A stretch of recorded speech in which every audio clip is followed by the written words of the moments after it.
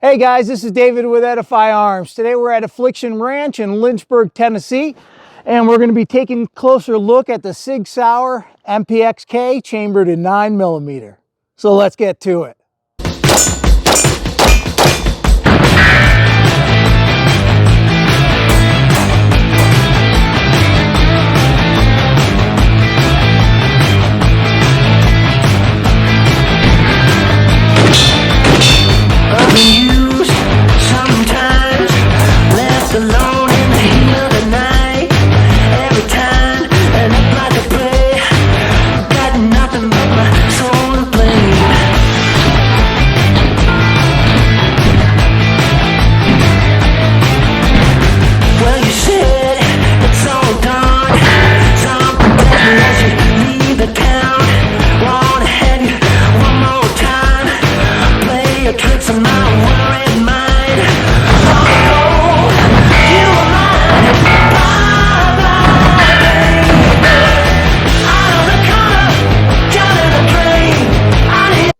Hey guys, this is David with Edify Arms. Welcome back to the channel. And today we're looking at the Sig Sauer MPX-K pistol caliber carbine chambered in 9mm. Look at this little guy, small and compact. It's sporting a 4.5-inch cold hammer forged barrel that is free floating. This thing is ready to rock and roll. But before I go into this particular firearm, I thought it would be a good idea to step back a moment and give folks an idea of the different generations of MPX-Ks that are out there so they can identify specifically which generation they own. Now, most folks get confused because there's some obvious changes from 2 to 3, like an M-LOK rail and a Timony trigger. But many folks are buying those parts aftermarket and putting them on the firearms and then reselling them. So for somebody out in the market looking for one of these, it can sometimes be a little bit difficult to identify specifically which generation you have. So let's get into it. All right, one of the most interesting and at the same time maddening things about the MPX-K line of pistols is that there are multiple generations out there in the wild. What really complicates this whole topic is that SIG does not recognize generations in their pistols. So they'll make small incremental changes to their platform and not necessarily communicate those changes out to their end user. I know online you can find a lot of the most obvious differences between one generation to the next, like the handguard or the trigger and those type of things. But I really think the more important aspects of the things that have changed really lie beneath the covers, and you got to do a deeper dive to really see what those are. So that's what I plan to do. I'll do a quick overview of the three different generations, and then I'll go into a deep dive where I'll show you specific pictures that compare one generation to the next. So here we go. So starting with Generation 1, which was released in 2014, the ejection port cover was approximately 1.5 inches wide. It came with a traditional pick rail. It also came with a Sig Sauer proprietary handguard. It had a non-ambidextrous charging handle. It also had a small hole for the gas block, and I'll go into more detail on why that's important here in a few minutes. Next, we had magazines that had black followers. The bolt carrier group, the firing pin retaining pin, was actually located on the left side of the bolt, and the bolt itself had 4 lugs. Next up, that came with a red buffer. And then finally, the reinforced plates, which are on the outside left-hand side of the pistol, form an inverted L. And again, I'll show you pictures here in a moment. Next up was Generation 2, which was released in 2015. The ejection port cover is the same size as in the Gen 1 model. It also came with the same traditional pick rail. And then here's where the changes started. It came with a key mod handguard over the SIG proprietary handguard. It came with an ambidextrous charging handle. It also had the same size gas block holes as in Generation 1. Here, the magazine followers have changed to brown. Bolt carrier group is the same configuration as Gen 1. Also, the red buffer tube remains the same. The reinforcing plates on the outside of the pistol have changed to a T pattern.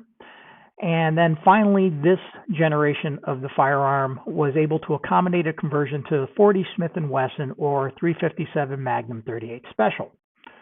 Finally, Generation 3 was released in 2019. Here they elongated the ejection port cover to 1.75 inches. They scalloped the pick rail. They added an M-lock handguard. They remained with the ambidextrous charging handle. Here, the gas block was elongated in this model. And again, I'll go into the reasons why this is important. Also, the magazine followers have changed to red in this generation. The bolt carrier group, the firing pin, retaining pin is located on the right side of the bolt, and it's a 5-lug bolt.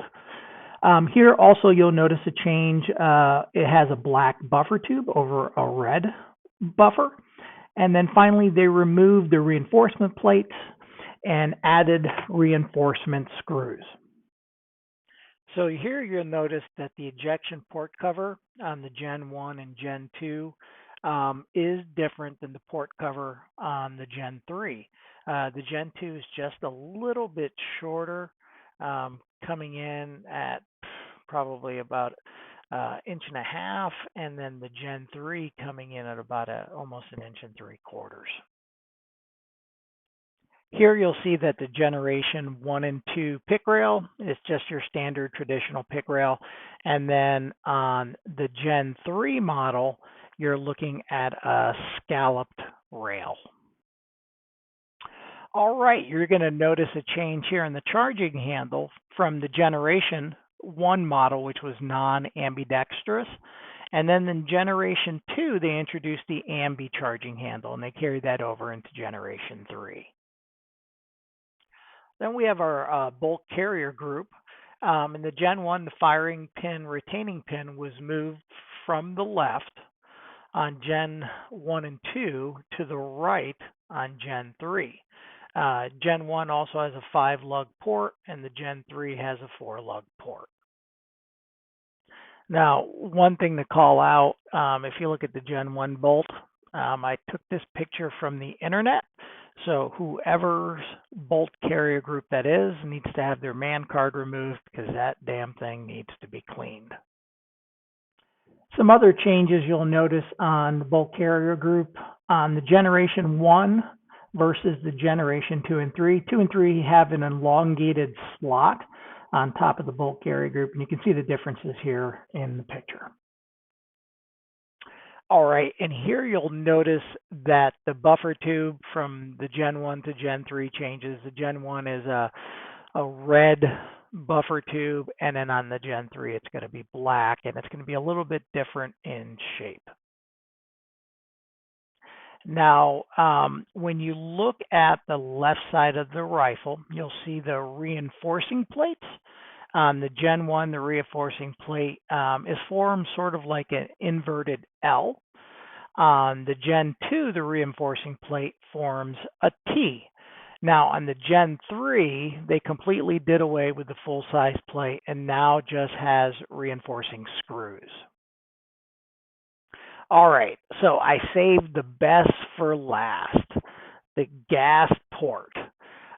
So there is a change from Generation 1 and 2 to the gas port in Generation 3. So if you look at the picture at the top, the gas port is a small circular hole. If you look at the picture on the bottom of the Gen 3, they've elongated the gas port, and that allows additional gas to sort of escape when you fire the pistol. Now, if you go out into the internet, you're going to find a few different videos, one specifically from the Military Arms channel that did a gauntlet test on the Generation 2 MPX. And that had the small round gas port. Now, when they brought it through the gauntlet test, they brought it through a couple different type of materials. The first one was water.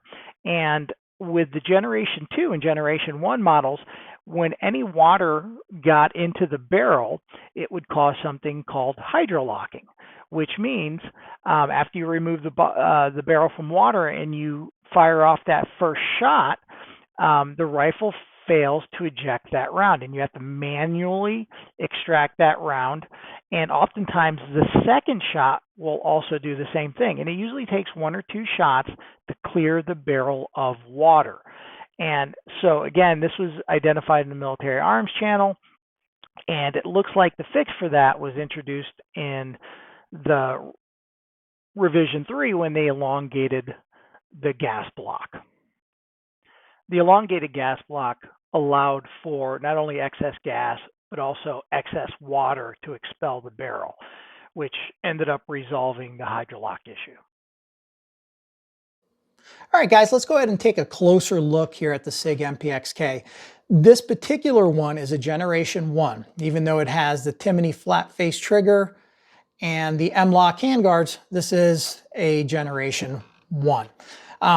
This particular firearm comes in roughly at around $2,000 MSRP. You can go online and probably find it for a little bit less or a little bit more, depending on how hard you look, but you're looking at roughly around $2,000. So quite an investment to get into this particular handgun. Let's go ahead and start at the top and try to work our way back a little bit. So starting at the top, you do have sort of like a standard A2 flash hider, and that sits on a 4.5-inch cold hammer forged steel barrel. And what's important to note about this particular barrel is it does have a 1 in 10 twist and a 13.5 by 1 left-handed thread. So the reason that's important is most freedom-loving Americans are really going to have a hard time mounting a suppressor on this particular firearm. Hard without an adapter. So you do have to find a third-party adapter that will let you take this weird thread that they gave you and put it into a more traditional thread. But the one thing that I recommend, it's a product that came out not too long ago, is the Lantac Dragon muzzle device. Now this thing does 2 different things for you. So one, when you apply it to this firearm, it's going to lessen the recoil of this platform. Now, some would say, hey guys, 9mm barely recoils at all. Why would you bother putting some type of muzzle device on top of that? Well, here's my argument back. Who the fuck likes recoil? If you can have a firearm that has less recoil, why in the hell wouldn't you want to do it? So, Lantac Dragon, less recoil. The second thing it does is it provides a native mount for suppressors. So you can add a chemo adapter and any chemo specific suppressor to your firearm. So it makes adding a suppressor and removing a suppressor incredibly easy, along with having a really nice muzzle device. So again, something to look into if you want to change out your muzzle device and you want to get something that's going to be a little bit more easy to play with suppressors, definitely check out the Lantac Dragon muzzle device. So moving on from the flash hider and the barrel, we get to the M-LOK rail. And again, for this particular firearm, this is aftermarket, and this happens to be a carbon fiber handguard, which is actually really great. It helps reduce a little bit of the weight of the rifle. Actually, let me go here to the side. So a couple sort of unique things about this. This right here is a Unity hot switch. And let me see if I can get a close look at that. And this little guy is actually really great because the angle in which it sits, when you push forward your firearm and you go towards the target, you got that button here that sits at an angle. And it's really easy to activate when you're using the firearm. So that was a great little addition here, was the Unity hot switch. On top, you'll see we have a Trijicon MRO HD. And this particular red dot is really great for those with poor vision. And the reason for that is it's just huge glass. You get a lot of glass on this thing. It makes seeing peripherally very easy. If you have astigmatism, again, makes shooting very easy. This is a great little optic if you want to take a look at that in the future. So moving on here, you'll see you have your mag release, your bolt release, and your selector levels. And these are ambidextrous. So if you turn the firearm around, you'll see the same controls on the other side. So again, makes it incredibly easy to operate if you're one of those left-handed users, which I am. All right, moving on here, and this is probably one of my favorite parts of this firearm. It's the Timney single stage trigger. Now, this thing allows you to run this platform incredibly fast. Now, according to Timney's website, this is about a 4.5 pound pull. Now, when I tested this at home, I got a much different reaction. So let me go ahead and get my trigger gauge, zero this sucker out. Let's rack this, and then let's go ahead and test this. We'll go ahead and put our trigger here, and we'll give it a pull. That one was 2 pounds. So let's try that again. Zero this guy out. All right, put it here. 2 pounds. So the website says 4.5. I'm getting 2 pounds consistently. 2 pounds is actually really nice. It's not where I feel unsafe carrying the firearm, but it allows you to operate this thing incredibly fast. All right, so if we continue looking through this rifle, we'll go towards the mag well, and as you can tell, they have a flared mag well. Now, this particular firearm does have the Terran Tactical flared mag well, so it takes the original mag well, which was already flared to begin with, and incredibly good, and it just exaggerates the hell out of it, and it makes it so easy to do reloads on this platform with the Terran Tactical magwell. So something you may want to look into adding onto your rifle. Let's take a look at the magazines. So you typically get one 30-round magazine from Sig. Traditionally, these magazines are Lancer mags. They're made by Lancer. And then they have newer magazines. So what I mentioned early in the Generations video, you can see the one here on the left is a black follower, which is a Generation 1, and this is a red follower, which these are Gen 3 mags. They're incredibly high quality magazines, and what's really fun is you can go out again to Terran Tactical and buy the base plates extensions, which are just a lot of fun and look really good. All right, so here's the downside to the magazines, and this is based on some research I did very quickly. So the standard Sig Sauer magazines, if you're about to go out to the Sig site now and you were to buy a 35-round mag, it's $49.99. These things are not cheap. You can probably find some of those mags online for cheaper, but again, you're looking at around $50 for a 35-round mag. Now, this is where it gets really screwy. So if you look at the other magazines that Sig offers, they offer a 20-round mag, which is also $49.99. And this is where it gets even stranger still. They offer a 10-round mag for $67.99. So I don't know. I have no idea what the pricing structure was that Sig came up with. I mean, I have no clue as to what the hell they were trying to accomplish. Bottom line is, magazines aren't cheap. So keep that in mind if you're looking at picking one of these things up. All right, so moving back towards the stock, you have a 1913 Picatinny rail, so you can pretty much mount any stock or brace that you like. These normally come from Sig with a folding brace. Now, those folding braces suck. I would recommend highly throwing that goddamn thing away and buying yourself a new brace, or filing your tax stamp and turning it into a short-barreled rifle, which is what we've done here. All right, so let's take a look at the charging handle on this particular firearm. So this one is an aftermarket Radiant Arms charging handle. This is a great option, guys, and I'll tell you why. So if you look at the Generation 2 charging handle, and let's see if I can put this up on camera to see. Let me see if I can do this here. All right. So if you place the old charging handle on top of the new Radiant Arms one, you can see the size difference. The Radiant Arms is just much bigger. It allows for much quicker, much easier charging of the firearm. The original charging handle, I had trouble running quickly.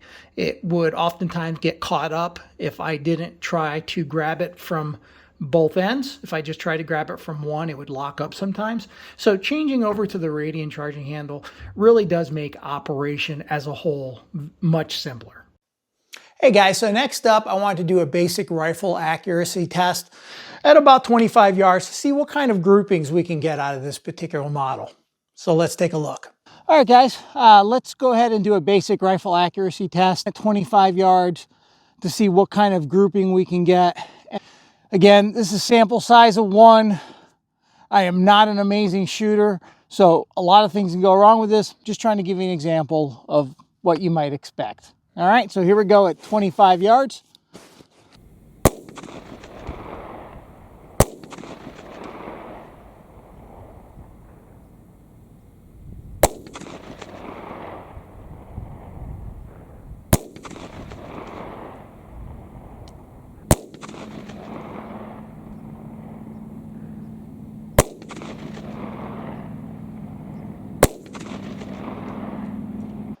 Hey guys, thanks for watching today.